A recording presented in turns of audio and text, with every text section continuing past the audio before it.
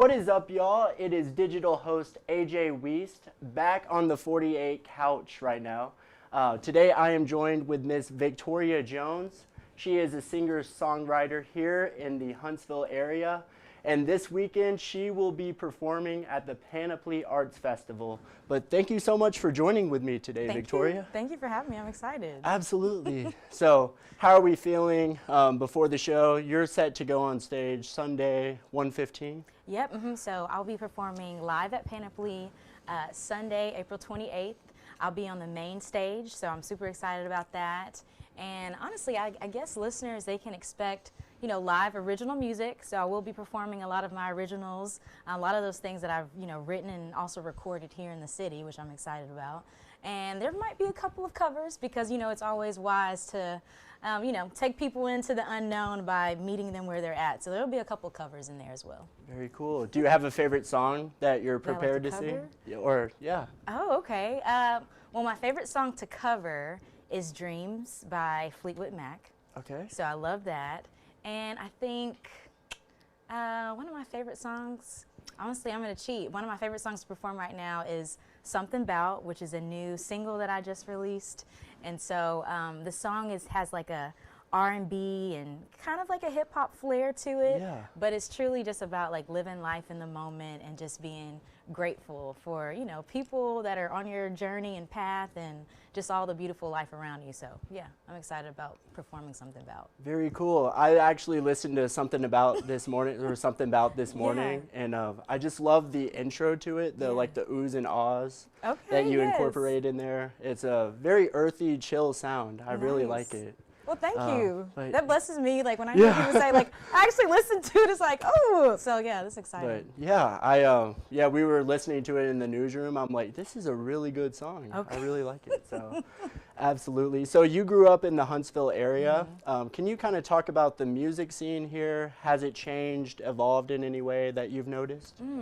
So I'm a native. So I've been a singer-songwriter here in the city for about 13 years now. And so just growing up here, to be honest, we had maybe a couple of venues, and live music has always kind of been budding.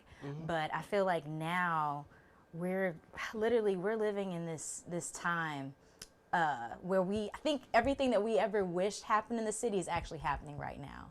So, the Orion Amphitheater is here, and then, we're getting ready Huntsville is getting ready to launch its very first large festival. Yep. And so, just being able to see all of that growth and then to be an artist from this area, it's like, wow, I'm so glad that, there's not the temptation or that feeling that you have to move away to do something great musically. Like truly, our ecosystem has grown so much that we can foster our own gifts here and keep talent here.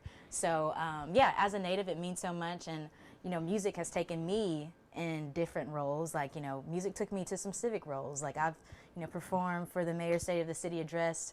I was the partnerships manager of the Orion Amphitheater for about 2.5 years. So even kind of being a part of that growth and meeting all these amazing people that are fostering this growth, it's just incredible.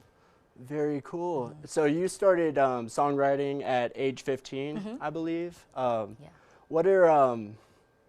What kind of like drove you to, was there like a moment in your early life where you're like, yep, this is what I want to do?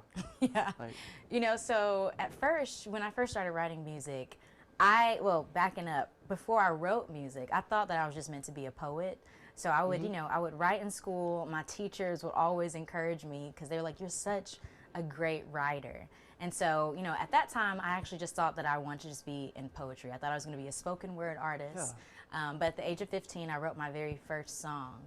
And I think having that moment of where like musicality like came into my brain and then the lyrics made sense, it's like, it kind of felt mystical. It's like, is this real life? And even when I write songs now, I still sometimes wonder like, am I really doing this? Right. But I think, it was just such an addicting feeling of, making something abstract, making something, more concrete musically. And I'm addicted to just putting, just making original music and, bringing these sounds to life with words. So it's really great. Very awesome. Were you influenced by anyone growing up? Did you have like an artist you looked up to? You're like, I want to be you, or Yeah. So you know what? It's so strange. I've never really been like, I want to be this person. Right. But I've definitely had a lot of inspiration. Like some of my musical influences is like Nina Simone. Yeah. I love like the darkness and like the depth to her like her lyricism. Yes. And then a lot of my favorite artists come from the UK. So like Emily Sandé, Okay. Laura Mvula. Again, I'm pretty sure like even listeners like, who are these people? But I mean, they're just such incredible like songwriters for one, but the musicality, like you could be in the club, you could be in your car, and you like you have all this, you know, deep substance of lyrics like hitting you, but the musicality is so good that you don't even know. And so I think I've been most influenced by artists like that.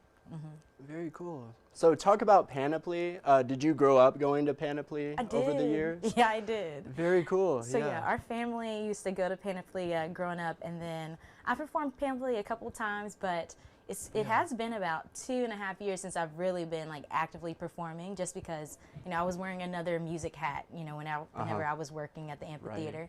And so, you know, I'm so grateful for that hat, but also to, you know, be back as the artist and performing. I'm really excited.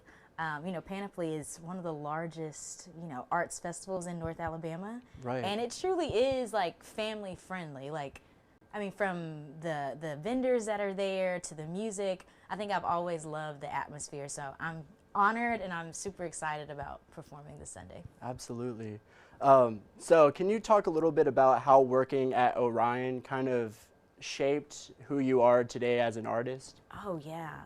I definitely think, well, for one, the Orion has so many incredible professionals just on the back end that are, you know, working and really helping to foster, you know, this music here in Huntsville.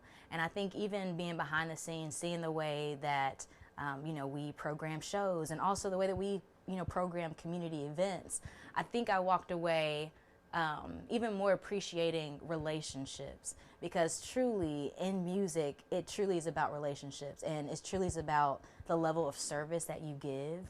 And I think when people have a great experience, even in areas that, you know, you're not always thinking about, even the things that are not public facing, Right. when people have a great experience that way, they stick to you.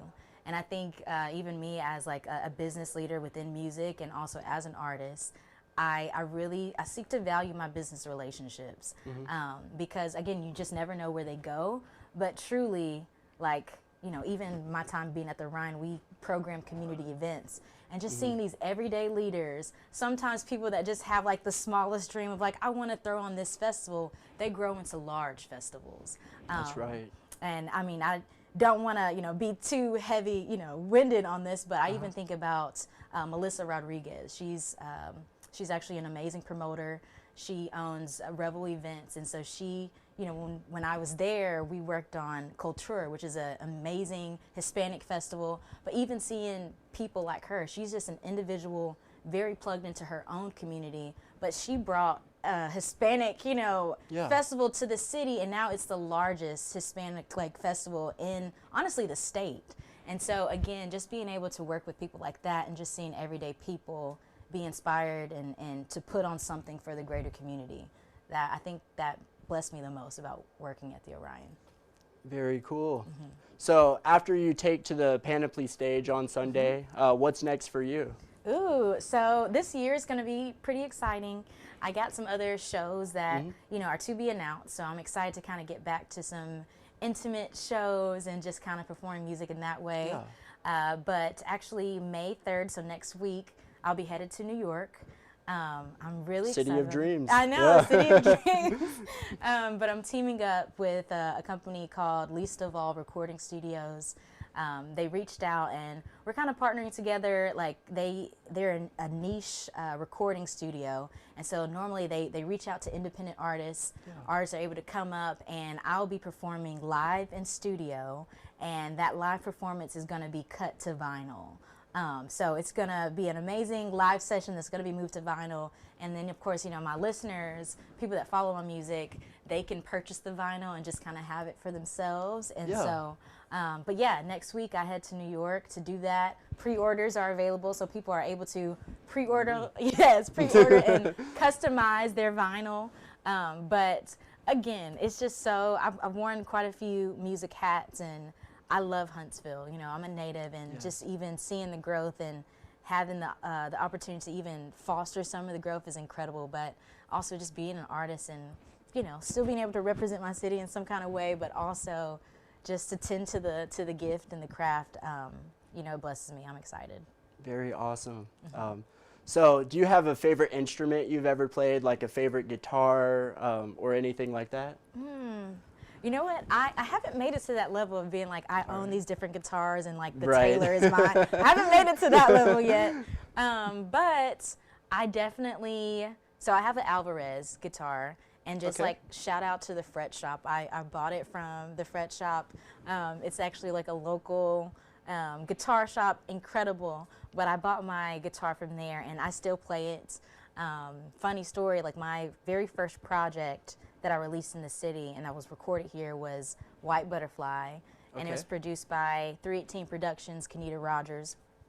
But during that time, my very first guitar was stolen from me. No. Yeah, so it was like literally while I was working on it, you know, I left it in my car, that was on me, and my sister accidentally left my car door unlocked, and somebody stole that guitar. So, so yeah, I think after that, you know, somebody stepped in. I was working retail at the time, and an amazing guy that I served back then, he was like, I heard your guitar got stolen. Come to my house, take this guitar, finish your project, and you just give it back to me. And again, just being in the city, we're a city that loves hard. This community is so caring. And yeah, so I don't have a favorite guitar, but I do have an Alvarez right now. Very cool. Were they ever able to find your guitar, or No, it's just gone? you know, you follow reports and stuff and to see, but that thing's probably long pond away. It's okay. Well, if you're watching at home and you have Victoria's guitar, please return it. You know, yes. Or, you know, if you needed it though, clearly if you stole it, you needed it more than I did. So, but no, it's really funny. But I look forward to like kind of get into that place of like, oh, I got the Taylor, I got this 1950. I don't know. I have a couple friends that are that way, so it's kind of cool. Yeah, I had a friend in college. He sold every single guitar he owned to get a Les Paul, a Gibson Les Paul. But very cool. Well, Victoria, if there's anything I didn't ask and you'd like to add. Yeah. No, I think you killed it. I think you killed it. But yeah, again, I'm excited just to kind of get back into the swing of things of music and performing, and then too, I'm just also excited just to be a fan of our city. Like it's so many great things are happening musically. I think all the boats that are rising, we have just an amazing tide, you know, around us. And just shout out to our city, shout out to Matt Mandrella, who is our music officer of the city. He is literally, they couldn't have appointed a better person. He truly cares for this scene, and it's just amazing seeing what's being fostered. Very cool. Yeah, South Star, they released their lineup. Yes. It's a massive lineup. It's loaded. Is there a favorite artist you're excited to see come to Huntsville? Well, I will say that's actually in the festival that I saw. When I saw Big Boy, I was like, man, I wish Outkast could be there. But when I saw Big Boy, I was like, ooh, what a heavy hitter. But you know, I don't know. I love all kinds of music, and you know, oddly enough, I've never really been that person like, oh, I gotta see this person live. I'm just I just appreciate just like, you know, festival vibes and just seeing people happy. I think that was another big takeaway of just even working at the Orion. Like, I just love seeing people in their element. And I'm just a fan of everything that's just coming. So nobody in particular, but that might change. I'll have to circle back. Right, absolutely. And hopefully you'll be in the lineup in the future. I receive it. Absolutely. Well, everyone, come out to Panoply this weekend. See Victoria take the stage at 1:15 on Sunday. You're not going to want to miss it, the 42nd annual Panoply Arts Festival. But thank you so much for joining today, Victoria. Thank you for having me.